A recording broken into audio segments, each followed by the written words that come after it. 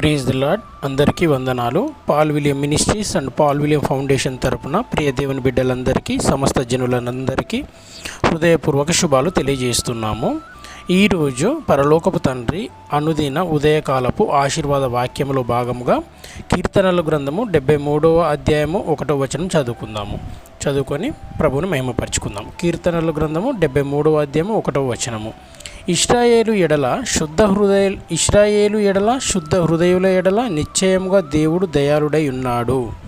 మరొక మాట చదువుకుందాం. ఇశ్రాయేలు ఎడల శుద్ధ హృదయుల ఎడల నిశ్చయముగా దేవుడు దయాళుడై ఉన్నాడు అనగా, కీర్తనకారుడు చాలా స్పష్టంగా తెలియజేస్తున్నది ఏమిటనగా, ఇశ్రాయేలు ఎడల శుద్ధ హృదయుల ఎడల నిశ్చయంగా దేవుడు దయాళుడై ఉన్నాడు అని చాలా స్పష్టంగా తెలియజేస్తున్నాడు. దానిని బట్టి మనం గ్రహించవలసిన విషయం ఏమిటంటే, ఆ పరలోకపు తండ్రి అయిన యెహోవా శుద్ధ హృదయం కలిగిన ప్రతి వారి ఎడల తన దయాళత్వాన్ని చూపుతానని తెలియజేస్తున్నాడు. కొందరు అవివేకులుగా మాట్లాడుతూ యేసు ప్రభువు వారు ఇంగ్లీషు దేవుడని, ఆయన ఊరి బయట ఉండే తక్కువ కులపు వారి దేవుడని, ఆయనకు మన తెలుగువారి ప్రార్థన ఎలా అర్థమవుతాయి, ఆయన మనల్ని ఎందుకు ఆశీర్వదిస్తాడని ఏవేవో మాటలు మాట్లాడుతూ ఉంటారు. అలాంటి వారి కోసమే పరిశుద్ధ గ్రంథంలో ప్రభు అయిన యెహోవా వారు, మన పరలోకపు తండ్రి గారు కీర్తనకారుని ద్వారా చాలా స్పష్టంగా మనకు తెలియజేయడం జరిగింది. ఆయన శుద్ధ హృదయుల ఎడల దయాళుడై ఉన్నాడు అని. అంటే ఆయన సృష్టించిన సృష్టి అంతటిలో నీవు ఎవ్వరివైనా పర్వాలేదు, నీ హృదయం శుద్ధంగా ఉండి నీ పవిత్రతను నీవు కాపాడుకుంటూ నీవు పరలోకపు తండ్రి మార్గాన్ని అనుసరించేవాడివి అయితే, ఆయన సన్మార్గంలో నీవు ప్రయాణం చేసేవాడివి అయితే, ఆయన మీ పట్ల దయతో ఉండి మిమ్మల్ని ఆశీర్వదించి అనేక మేలులను ఆయన నీకు కలుగజేయవాడు మన ప్రభు అయిన యెహోవా వారు.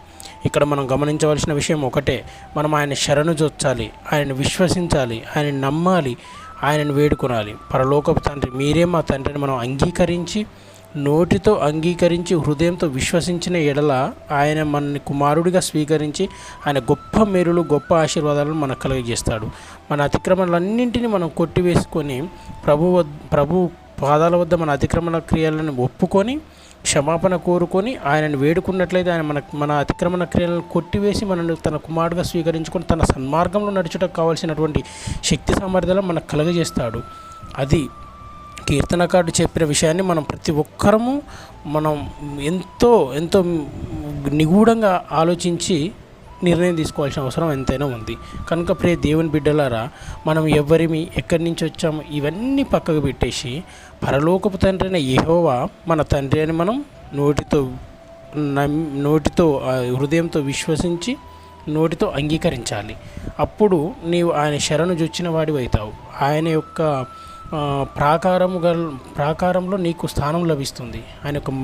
ఆయన యొక్క కృపలో, రక్షణలో నీవు సురక్షితంగా, నీవే కాదు నీ తరతరాలు, నీ పిల్ల పాపలు సురక్షితంగా ఉండగలుగుతారు.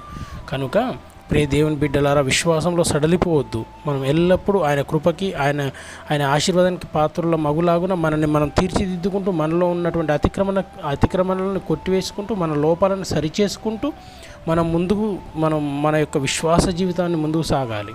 విశ్వాసాన్ని కాపాడుకుంటూ ముందుకు సాగినప్పుడే మనం ప్రభు యొక్క పరలోకానికి మనం చేరుకోగలుగుతాం, ఆయనను స్తుతించుకోగలుగుతాం, ఆయన మహిమపరచుకోగలుగుతాం. నిత్యం ఆయన సన్నిధిలో మనం గడపడం అంటే వెళ్ళి చర్చిలో గడపడం అని కాదు. నువ్వు శుద్ధ హృదయం కలిగి నీ ఇంటిలో నువ్వు మోకరిల్లి ప్రార్థించినప్పటికీ ఆ ఇల్లు మొత్తం ఆయన సన్నిధిగానే పిలువబడుతుంది. కనుక పరలోకపు తండ్రిని అంగీకరించుదాం, ఆయనను మన హృదయాల్లో చేర్చుకుందాం, ఆయనని మహిమపరుచుకుందాం, ఆయన సన్నిధిలో గడుపుదాం, ఆయనని స్తుతిస్తూ ఆయన యొక్క సన్మార్గంలో మనం ముందుకు సాగుదాం. విశ్వాసంలో ఎన్నో ఒడిదుడుకులు, ఎన్నో అవమానాలు, ఎన్నో బాధలు, ఇబ్బందులు కలుగుతూనే ఉంటాయి. వాటన్నింటినీ జయించి నువ్వు ముందుకు సాగినప్పుడే, నీ బలహీనతలను నువ్వు జయించినప్పుడే, నీ యొక్క కోరికలను నువ్వు పక్కన పెట్టినప్పుడే నీవు పరలోకాన్ని చేరగలవు. ప్రభు అయిన యేసుక్రీస్తు వారి యొక్క గొప్ప మేలులకు, ఆశీర్వాదాలకు నువ్వు పాత్రుడు కాగలవు. మరి ఆయన గొప్ప మేలులు, ఆశీర్వాదాలు అందుతున్నాయి కదా అని తర్వాత దారి తప్పొద్దండి. చరిత్రలో అలా దారి తప్పి సర్వనాశనమైన వాళ్ళు ఎంతోమంది ఉన్నారు. ఎంతోమంది అపహాస్యం పాలై రోడ్ల వెంట తిరుగుతున్న వాళ్ళు ఎంతోమంది ఉన్నారు. ఆయన మేలులను, ఆశీర్వాదాలను నీకు పొందుకున్నప్పుడు మరింత జాగ్రత్తగా, మరింత విశ్వాసంతో, మరింత హృదయశుద్ధితో నువ్వు ముందుకు సాగాలి. మరింత పట్టుదలతో నువ్వు సువార్త ప్రకటించాలి, నడవాలి. కనుక మరొక మారు ఈ వాక్యాన్ని మన హృదయాల్లో నిలుపుకొని ఈ వాక్యాన్ని ధ్యానించుకుంటూ మనం ముందుకు సాగాలి. కనుక ప్రియ దేవుని బిడ్డలారా, మనమందరం శుద్ధ హృదయులమై ప్రభువునందు భయభక్తులు కలిగి ఆయన సన్మార్గంలో ముందుకు సాగినట్లయితే ప్రభు మనల్ని అందరినీ తన కృపలో భద్రపరిచి మనల్ని ఆశీర్వదిస్తాడని విశ్వసిస్తూ ఈ రోజంతటిలో ఈ వాగ్దానాన్ని ఆయన పాదాల చెంత ఉంచి మనం ఆయనను ప్రార్థించుకుందాం. ప్రార్థనలో మన కుటుంబాలన్నీ ఏకీభవించి ప్రార్థించుకుందాము. పరలోకమునందున్న మా తండ్రి యెహోవా, మీ పరమ పవిత్రమైన పాదములకు వందనాలు, స్తుతులు, స్తోత్రములు తండ్రి. కరుణామయుడ జీవాధిపతి, మీకు వందనాలు, స్తుతులు, స్తోత్రములు ప్రభువా. ఇదిగో తండ్రి, ఈ ఉదయకాలంలో మీ వాక్యాన్ని ధ్యానించుకొని మిమ్మల్ని మహిమపరుచుకునే మహాభాగ్యాన్ని మాకు ప్రసాదించినందుకే మీకు కోటానుకోట్ల కృతజ్ఞతాస్తుతులు, స్తోత్రములు తండ్రి. మరి గడిచిన రాత్రి కాలం అంతా మాకు ప్రశాంతమైన నిద్రను కలుగజేసి, ప్రశాంతమైన మెలకువను కలుగజేసి, సజీవుల లెక్కల్లో మమ్మల్ని ఉంచినందుకే మీకు వందనాలు, స్తుతులు, స్తోత్రములు తండ్రి. అవును ప్రభువా, ఇశ్రాయేలు ఎడల, శుద్ధ హృదయుల ఎడల నిశ్చయంగా మీరు దయాళుడై ఉన్నారు తండ్రి. మేము మా అందరి ఎడల మీరు దయ్యతోటి, కృపతోటి, ఆశీర్వాదంతో, గొప్ప రక్షణ కలగజేయాలన్న భావనతోటే మీరు ఉన్నారు తండ్రి. కానీ మా అవిధేయమైన పనుల చేత, కృతజ్ఞత లేని మనస్తత్వాల చేత, మా స్వార్థం చేత మిమ్మల్ని తృణీకరిస్తున్నాం ప్రభువా. కరుణించండి తండ్రి, కటాక్షించండి తండ్రి. మీ సన్మార్గంలో నడిచే శక్తి సామర్థ్యాలు మాకు ప్రసాదించండి తండ్రి. మిమ్మల్ని మహిమపరుచుకుంటూ, మిమ్మల్ని గణపరుచుకుంటూ, మీ చిత్తం నెరవేర్చుకుంటూ ముందుకు పోయే శక్తిని మాకు ప్రసాదింపజేయండి తండ్రి. మా కుటుంబాలను ఆశీర్వదించండి తండ్రి. మా తల్లిదండ్రులని, మా పిల్లల్ని, మా చిన్నల్ని, పెద్దల్ని, ప్రతి ఒక్కరి సమస్త జనులను ఆశీర్వదించండి తండ్రి. మీ స్వార్థ ప్రకటిస్తున్న సువార్థికులని, దైవజనులని, మిషనరీస్ని, ప్రతి ఒక్కరిని మీ కృపలో భద్రపరిచి నడిపించండి తండ్రి. ఇదిగో ప్రభువా, మరి దినాలు చెడ్డవిగా, మహా చెడ్డవిగా ఉన్నాయి తండ్రి. మరి ఏ రోజు ఏం జరుగుతుందో తెలియని పరిస్థితుల్లో మేము ఉండి ఉండగా నా దేవ, మేము దారి తప్పకుండా ఉండటకు సహాయం చేయండి తండ్రి. అనేక బలహీనతలు మమ్మల్ని వెంటాడుతున్నాయి ప్రభువ. మరి ఆ బలహీనతలన్నిటి నుంచి మమ్మల్ని నిలబడి తండ్రి, ఆ బలహీనతలన్నిటిని మా నుంచి కొట్టివేయండి తండ్రి. మీ మార్గమే మా బలహీనత కావాలి, మీ మార్గంలో ప్రయాణించడమే మా బలం కావాలి.